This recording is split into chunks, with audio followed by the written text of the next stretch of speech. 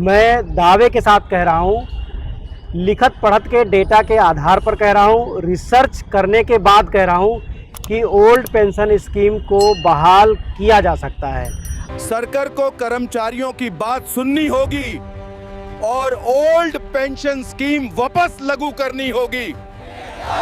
साथियों, आज मैं आपसे एक सवाल पूछना चाहता हूं। क्या आप सच में अपना भविष्य सुरक्षित रखना चाहते हैं? क्या आप चाहते हैं कि रिटायरमेंट के बाद भी आपकी जिंदगी सम्मान, स्थिरता और आत्मनिर्भरता के साथ गुजरे? अगर आपका जवाब हां है तो यह वीडियो सिर्फ आपके लिए है। हम सब जिंदगी भर मेहनत करते हैं साथियों, समय पर ड्यूटी, त्योहारों में भी काम करते हैं, परिवार से दूर रहकर देश की सेवा करते हैं, लेकिन एक कर्मचारी के मन में एक सवाल हमेशा बना रहता है, रिटायर होने के बाद क्या होगा? कौन मेरे साथ खड़ा होगा और क्या मेरी पेंशन सुरक्षित है?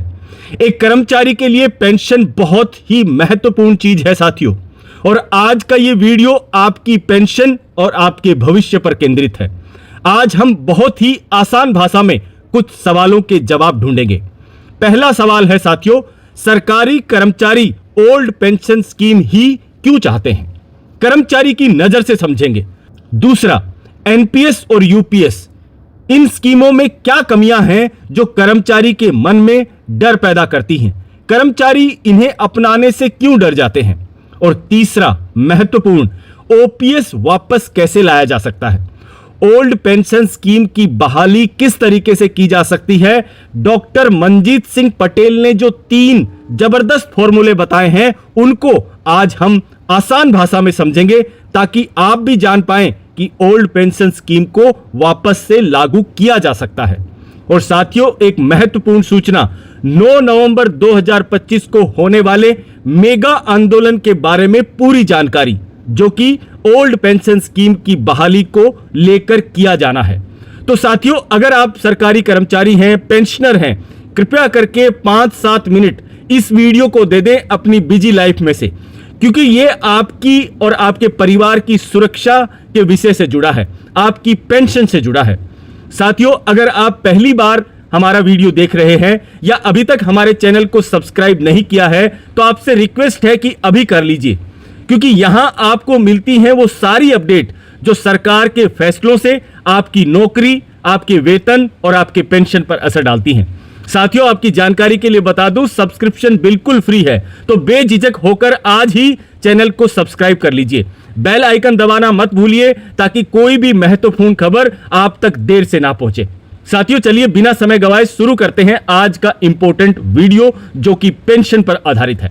पहला सवाल, कर्मचारी ओपीएस ही क्यों चाहते हैं? कर्मचारियों को ओल्ड पेंशन स्कीम ही क्यों चाहिए? कर्मचारियों के दिल की बात। साथियों, कर्मचारी कहता है, सरकारी नौकरी इसलिए चुनी थी क्योंकि लगा था जीवन भर सेवा करूंगा तो बुढ़ापे में सरकार मेरा सहारा बनेगी, पेंशन मिलेगी, यही भरोसा था।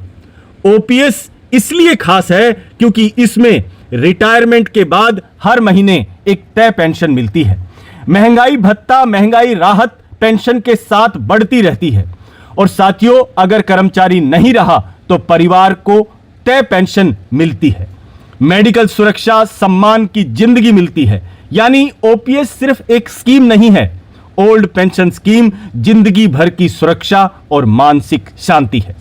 साथियों, अब बढ़ते हैं दूसरे सवाल पर। एनपीएस और यूपीएस से क्यों डर लगता है कर्मचारियों को? कर्मचारी क्यों नहीं अपनाना चाहते एनपीएस और यूपीएस?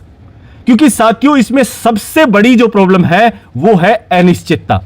आपकी जो पेंशन है वो शेयर मार्केट पे निर्भर रहती है। एनपीएस नेशनल पेंशन स्कीम और यूपीएस यूनिफाइड पेंशन स्कीम दोनों ही शेयर मार्केट पर जुड़ी हैं। आपका जो कंट्रीब्यूशन है और सरकार का जो कंट्रीब्यूशन है वो शेयर मार्केट में लगाया जाता है। और शेयर मार्केट आप जैसा जानते हैं कि कुछ भी तय नहीं होता। आज आपको रिटर्न मिल रहे हैं, कल ना मिले, इसकी कोई गारंटी नहीं है। साथियों, पेंशन कितनी मिलेगी इसका कोई फिक्स फॉर्मूला नहीं है। मेडिकल खर्च, पारिवारिक पेंशन, डीए की गारंटी इत्यादि कोई सुविधाएं इन दोनों ही पेंशन स्कीम में नहीं है। साथियों, 30 साल की नौकरी के बाद भी कर्मचारी को लगता है कि पेंशन मिलेगी या नहीं, इसका कोई सटीक जवाब नहीं है इन दोनों पेंशन स्कीम में। साथियों, इन दोनों स्कीम के पीछे कर्मचारियों का कहना है जब तक हम काम करते हैं तब तक सरकार को हमारी जरूरत है, लेकिन रिटायर होने के बाद हम सरकार के लिए एक बोझ बन जाते हैं। इसीलिए सरकार हमारे लिए हमारा भविष्य शेयर मार्केट के भरोसे छोड़ देती है। साथियों, अभी तीसरे सवाल की तरफ बढ़ते हैं जो कि बहुत ही इंपॉर्टेंट है। ओल्ड पेंशन स्कीम क्या लागू की जा सकती है? डॉक्टर मनजीत सिंह पटेल, जो कि all India NPS employ federation के प्रेसिडेंट हैं, बहुत इंपॉर्टेंट आदमी हैं और बहुत समझदार हैं। इन्होंने बताए हैं 3 फॉर्मूले। वो तीनों फॉर्मूले एक एक करके समझते हैं कि वो क्या बताया गया है। और ना ही ऐसा है कि माननीय वित्त मंत्री जी ने कह दिया कि पुरानी पेंशन बहाल नहीं हो सकती तो वो बहाल नहीं होगी, ऐसा नहीं है। मैं दावे के साथ कह रहा हूँ, लिखत पढ़त के डेटा के आधार पर कह रहा हूँ, रिसर्च करने के बाद कह रहा हूँ कि ओल्ड पेंशन स्कीम को बहाल किया जा सकता है। कि पुरानी पेंशन 3 तरह से बहाल हो सकती है। पहला है कि एनपीएस को एकदम ख़त्म कर दिया जाए, फिर पुरानी पेंशन को बहाल किया जाए, जो थोड़ा चैलेंजिंग है, थोड़ा मुश्किल काम हो सकता है। तो मैं उस वाले विकल्प की बात ही नहीं कर रहा हूँ जी, मैं दूसरे विकल्प की बात कर रहा हूँ। मैं ये कह रहा हूँ कि एनपीएस में ही 1-2 अमेंडमेंट करके उसी को ओल्ड पेंशन स्कीम बनाया जा सकता है, यानी कि एनपीएस को ही मॉडिफाई करके पुरानी पेंशन में तब्दील किया जा सकता है। उन्होंने नंबर 1 पहला चीज बताया है कि सबको सीधा ओपीएस दे दिया जाए, एनपीएस को खत्म किया जाए, ओपीएस दे दिया जाए। इसके लिए सरकार को एक आदेश लाना होगा और एनपीएस अपने आप वापस आ जाएगी। सबसे आसान तरीका है, लेकिन साथियों यह संभव नहीं है क्योंकि सरकार ऑलरेडी अपनी मंशा जाहिर कर चुकी है कि ओपीएस देने के लिए अभी उतना फंड सरकार के पास नहीं है कि ओपीएस दी जा सके। तो इस मॉडल को साइड में छोड़ देते हैं। दूसरा, जो कि निश्चित रूप से एक प्रैक्टिकल मॉडल है और इसको अगर ध्यान से समझा जाए तो इसको लागू किया जा सकता है। इसमें मनजीत सिंह साहब क्या कहते हैं कि एनपीएस और यूपीएस जो दोनों स्कीम अभी चल रही हैं उनमें कुछ अमेंडमेंट कर दिया जाए, कुछ सुधार कर दिए जाए और उनको ओपीएस जैसा निश्चितता वाला बना दिया जाए। जैसे सरकार अभी कंट्रीब्यूशन करती है, आपके साथ साथ जो कर्मचारी का कंट्रीब्यूशन है वो 10% है, एनपीएस यूपीएस दोनों में ही। सरकार का कंट्रीब्यूशन 14% और 18% है, एनपीएस में 14 है, यूपीएस में 18 है। तो साथियों इसमें क्या बताया गया है, मनजीत सिंह साहब ने क्या बताया है कि रिटायरमेंट के बाद, अभी ये मार्केट में इन्वेस्ट हो गया, इससे ये पैसा बढ़ेगा। रिटायरमेंट के बाद जो सरकार का पैसा था 14% और 18%, वो बढ़ के जितना भी हो जाए, जितना भी कॉर्पस इकट्ठा हो जाए, वो सरकार अपने पास रख ले। कर्मचारी को देने की जरूरत नहीं है, सरकार अपने पास रख ले और उससे ओपीएस वाली जो पेंशन है, गारंटीड पेंशन है, वो सभी कर्मचारियों को दे दी जाए। तो साथियों कितना व्यवहारिक लगता है कि इसमें आराम से सरकार वो पेंशन दे सकती है। जैसा हम समझें कि अगर एक कर्मचारी अपने जीवन भर कंट्रीब्यूशन देता है, सरकार भी उसमें कंट्रीब्यूशन देती है, अगर वो एक नॉमिनल सर्विस काउंट करके चले 25 से 30 साल सर्विस करता है, तो अगर उसको कैलकुलेट किया जाए मार्केट रेट के हिसाब से तो करीबन 1 करोड़ रुपए बनते हैं। तो साथियों अगर एक साथ 1 लाख लोग रिटायर होते हैं तो सरकार के पास करीबन 1 लाख करोड़ रुपए आएंगे। उससे ओल्ड पेंशन स्कीम आराम से दी जा सकती है उन कर्मचारियों को, क्योंकि वो पैसा एक साथ नहीं देना, वो महीने महीने देना है। उसमें भी सरकार उतने पैसे को दोबारा से इन्वेस्ट करके उससे आसानी से उतना फंड कमा सकती है जितना कि ओल्ड पेंशन स्कीम में उनको एज ए पेंशन देना होगा। और साथियों इसमें दूसरी बात यह कही गई है कि जो कर्मचारी का हिस्सा था 10%, उसको ब्याज समेत जीपीएफ की तरह वापस कर दिया जाए। और सरकार आज भी ओपीएस देती है। अगर देखा जाए तो वो कर्मचारी जो नौकरी के दौरान शहीद हो जाते हैं, 100% दिव्यांग हो जाते हैं, उनको सरकार ओपीएस दे देती है, चाहे वो एनपीएस में हैं तब भी उनको ओपीएस देने का प्रावधान है। तो साथियों फिर उस कर्मचारी की क्या गलती है जो पूरी जिंदगी भर सेवा करता है और जिंदा वापस लौट जाता है, तब उसको ओल्ड पेंशन स्कीम नहीं दी जाती। तो उनके साथ कहीं ना कहीं थोड़ा बहुत अन्याय है, इसको सरकार को समझने की जरूरत है। और तीसरा मॉडल है वो थोड़ा डिफरेंट मॉडल है। इसमें क्या कहता है, इसमें मनजीत सिंह साहब ने कहा है कि एनपीएस का जो पूरा जमा पैसा है, सरकार और कर्मचारी उन दोनों का योगदान, इसके साथ में जो मार्केट से रिटर्न मिला वो ब्याज, इसको पूरे कॉर्पस को रिटायरमेंट के टाइम पे कर्मचारी को दे दे एक साथ, और कर्मचारी को आजादी दी जाए कि वो अपने हिसाब से कहीं से भी पेंशन खरीद सकता है। इसके पीछे तर्क यह है कि सरकार पर कोई बोझ नहीं होगा और कर्मचारी के अधिकार सुरक्षित होंगे। वो अपने हिसाब से डिसाइड कर पाएंगे कि उनको कौन सी पेंशन सुरक्षित लगती है। साथियों, अभी आते हैं सबसे महत्वपूर्ण सूचना के ऊपर। All India NPS employ federation ने 9 नवंबर 2025 को दिल्ली के जंतर मंतर पर विशाल प्रदर्शन का ऐलान किया है और इस आंदोलन का नेतृत्व करेंगे डॉक्टर मनजीत सिंह पटेल।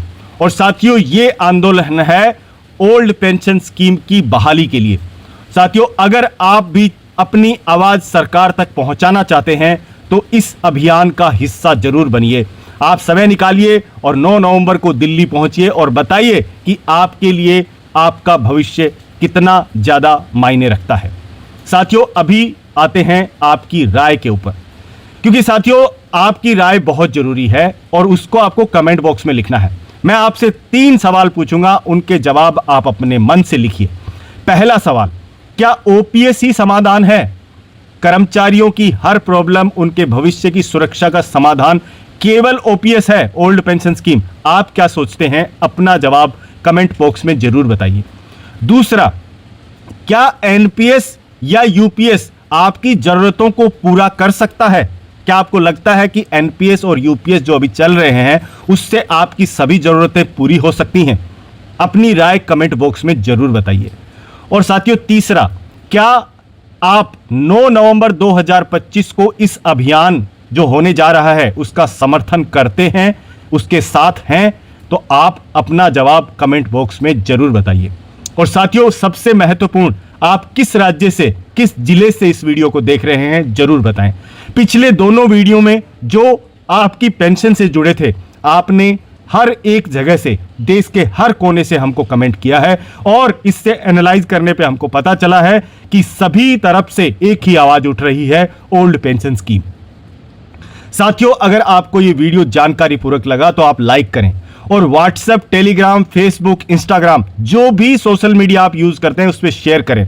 और साथियों, सब्सक्रिप्शन करना मत भूलें, क्योंकि यही है कर्मचारियों और पेंशनर्स की आवाज।